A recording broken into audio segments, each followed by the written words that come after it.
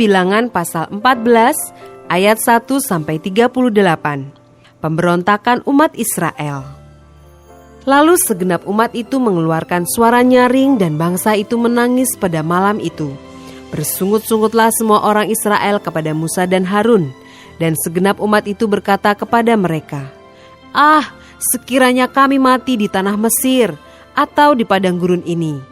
Mengapakah Tuhan membawa kami ke negeri ini, supaya kami tewas oleh pedang, dan istri serta anak-anak kami menjadi tawanan? Bukankah lebih baik kami pulang ke Mesir?" Dan mereka berkata seorang kepada yang lain, "Baiklah kita mengangkat seorang pemimpin, lalu pulang ke Mesir." Lalu sujudlah Musa dan Harun di depan mata seluruh jemaah Israel yang berkumpul di situ. Tetapi Yosua bin Nun dan Kaleb bin Yefune, yang termasuk orang-orang yang telah mengintai negeri itu, mengoyakkan pakaiannya dan berkata kepada segenap umat Israel, "Negeri yang kami lalui untuk diintai itu adalah luar biasa baiknya. Jika Tuhan berkenan kepada kita, maka Ia akan membawa kita masuk ke negeri itu dan akan memberikannya kepada kita, suatu negeri yang berlimpah-limpah susu dan madunya. Hanya janganlah memberontak kepada Tuhan, dan janganlah takut kepada bangsa negeri itu, sebab mereka akan kita telan habis. Yang melindungi mereka sudah meninggalkan mereka, sedang Tuhan menyertai kita. Janganlah takut kepada mereka." Lalu segenap umat itu mengancam hendak melontari kedua orang itu dengan batu. Tetapi tampaklah kemuliaan Tuhan di kemah pertemuan kepada semua orang Israel. Tuhan berfirman kepada Musa, "Berapa lama lagi bangsa ini menista aku? Dan berapa lama lagi mereka tidak mau percaya kepadaku? Sekalipun sudah ada segala tanda mujizat yang kulakukan di tengah-tengah mereka. Aku akan memukul mereka dengan penyakit sampar dan melenyapkan mereka. Tetapi engkau akan kubuat menjadi bangsa yang lebih besar dan lebih kuat daripada mereka."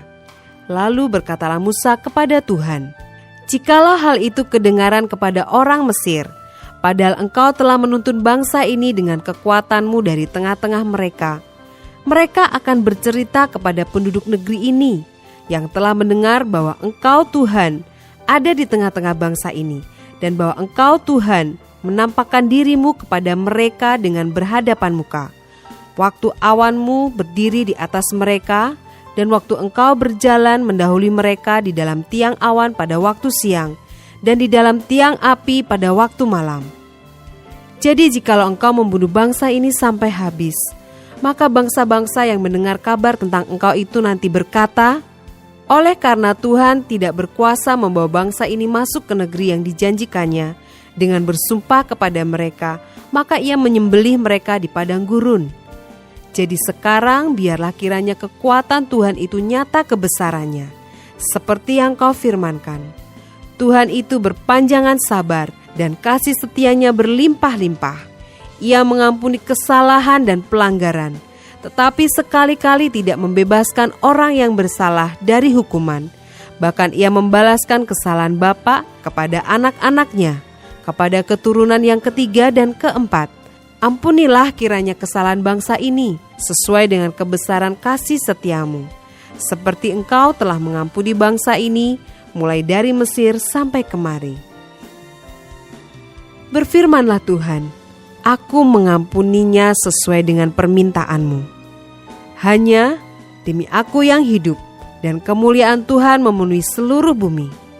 Semua orang yang telah melihat kemuliaanku dan tanda-tanda mujizat yang kuperbuat di Mesir dan di padang gurun, namun telah 10 kali mencobai aku dan tidak mau mendengarkan suaraku, pastilah tidak akan melihat negeri yang kujanjikan dengan bersumpah kepada nenek moyang mereka. Semua yang menista aku ini tidak akan melihatnya. Tetapi hambaku Kaleb, karena lain jiwa yang ada padanya, dan ia mengikut aku dengan sepenuhnya, akan kubawa masuk ke negeri yang telah dimasukinya itu, dan keturunannya akan memilikinya. Orang Amalek dan orang Kanaan diam di lembah.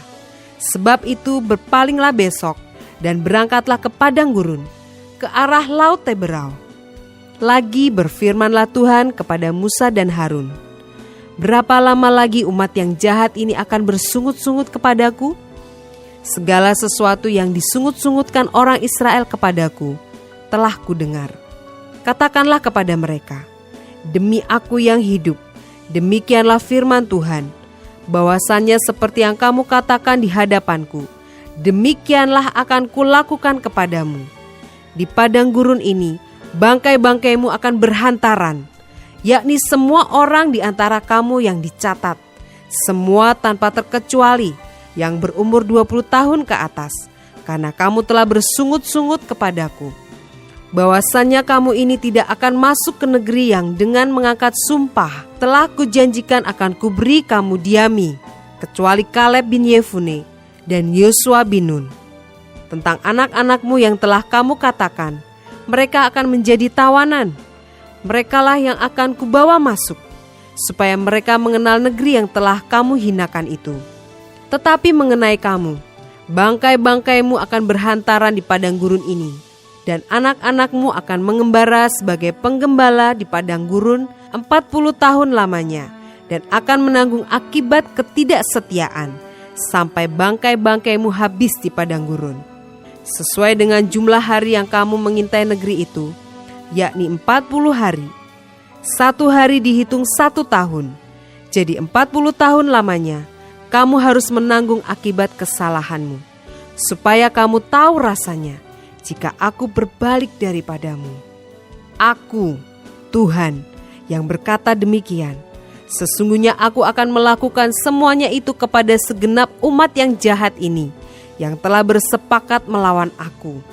Di padang gurun ini mereka akan habis, dan disinilah mereka akan mati. Adapun orang-orang yang telah disuruh Musa untuk mengintai negeri itu, yang sudah pulang dan menyebabkan segenap umat itu bersungut-sungut kepada Musa dengan menyampaikan kabar busuk tentang negeri itu, orang-orang itu mati kena tulah di hadapan Tuhan. Tetapi yang tinggal hidup dari orang-orang yang telah pergi mengintai negeri itu hanyalah Yosua bin Nun dan Kaleb bin Yefune. Ayat 39-45. Serangan ke bagian selatan gagal.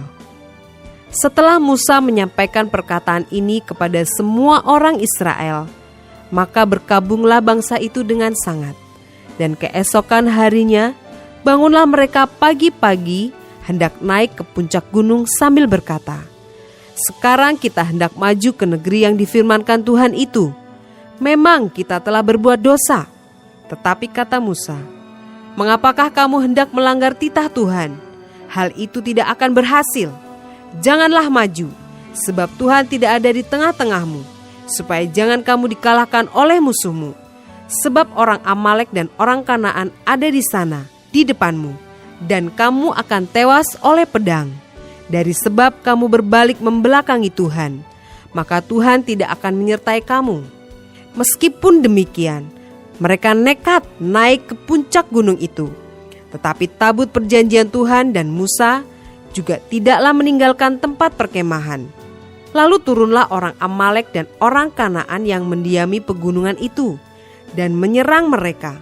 Kemudian orang-orang itu mencerai-beraikan mereka sampai ke Horma.